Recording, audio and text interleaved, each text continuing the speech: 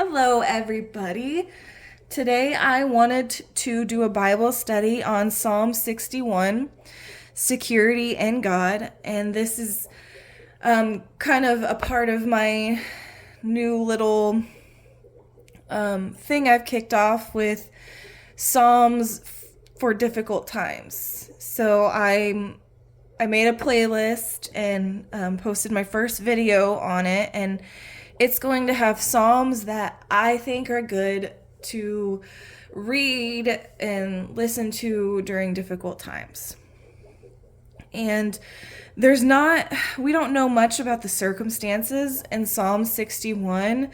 I was trying to read about it because I like to have the backstory.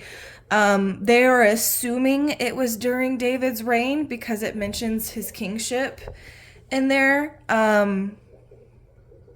And it could have been when Absalom was rebelling. And again, if I pronounced his name wrong, I apologize.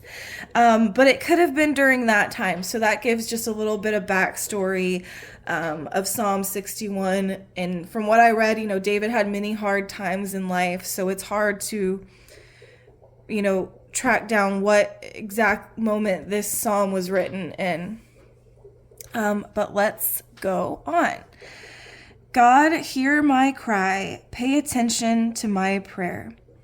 So I was reading in my commentaries that David did not expect a response from God, but actually asked for one. And I feel that is so important when you're praying, not to expect that prayer to be answered. Sometimes when I'm praying and I'm starting to ask for things and I'm asking for a lot of things, I'm like, whoa.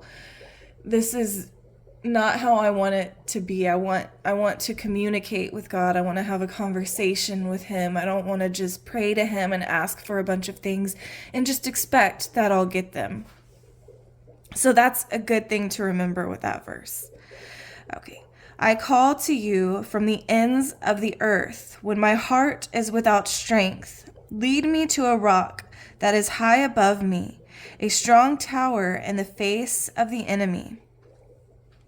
So here when it says, I call to you from the ends of the earth, again, the commentaries were saying, from what we know, David didn't travel far outside the promised land, yet he was at the end of human understanding, strength, and resources.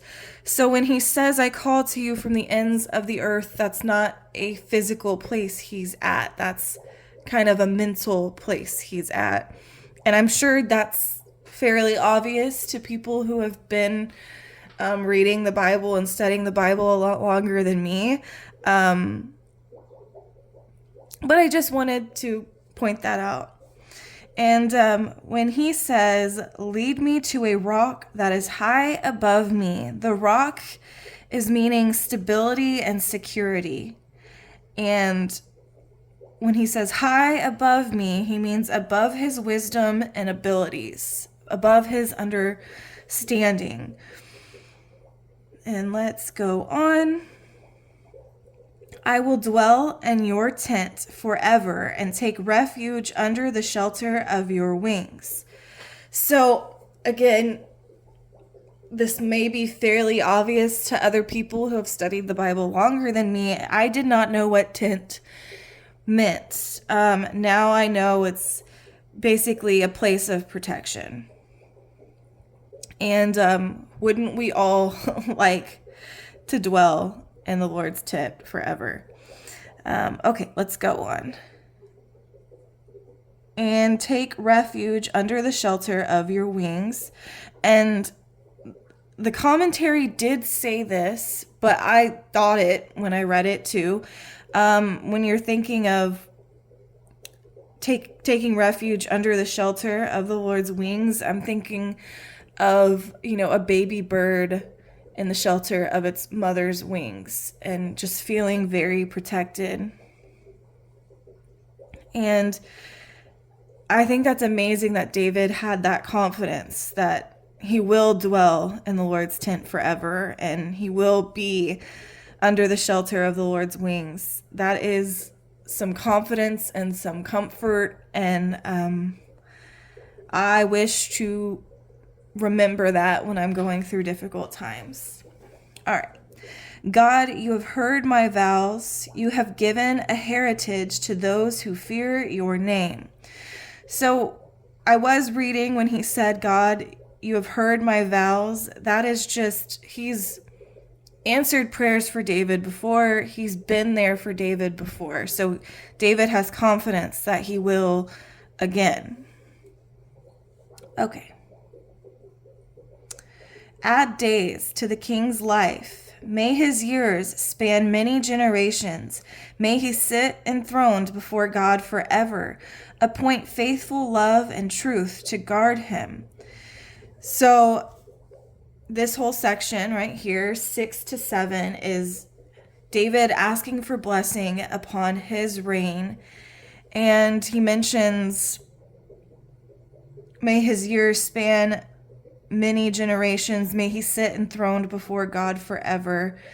I don't know if that means what I think it means, but I feel like this is kind of hinting towards Jesus. If I'm wrong, please let me know. But that's kind of what it's making me think. I'm not sure, though. Because it does say, may his years span many generations. So I'm not sure. You guys let me know. I am no expert. I just want to get out of these Bible studies something helpful to help people. And that observation I had may be wrong. You should look it up for yourself and see. Because that I didn't have a commentary to go off of for verse 6 and 7. So please feel free when you're finished with the video to look that up. Okay. Then I will continually sing of your name, fulfilling my vows day by day. And obviously this is just being thankful every day. And that might be obvious, but I wanted to write it down because that reminds me as well. Be thankful every day for what you have been given. So that is Psalm 61. I'm going to do what I told you guys to do and look up 6 and 7 and see if that may be hinting towards Jesus. But I hope you guys got something out of this. I'm going to use this psalm in the future when I'm going through some of my mental health challenges. Maybe read it in the morning before I go to a new job when I start one. Maybe read it at night when I've had a bad night or a bad day. But yeah, I hope you guys got something out of this. And please let me know if you did. It always makes me feel better to have encouragement because it makes me feel like I can keep going with these videos. Yeah. So I hope you guys have a great week. It's Monday. I pray that everyone has a good Monday and a good rest of the week.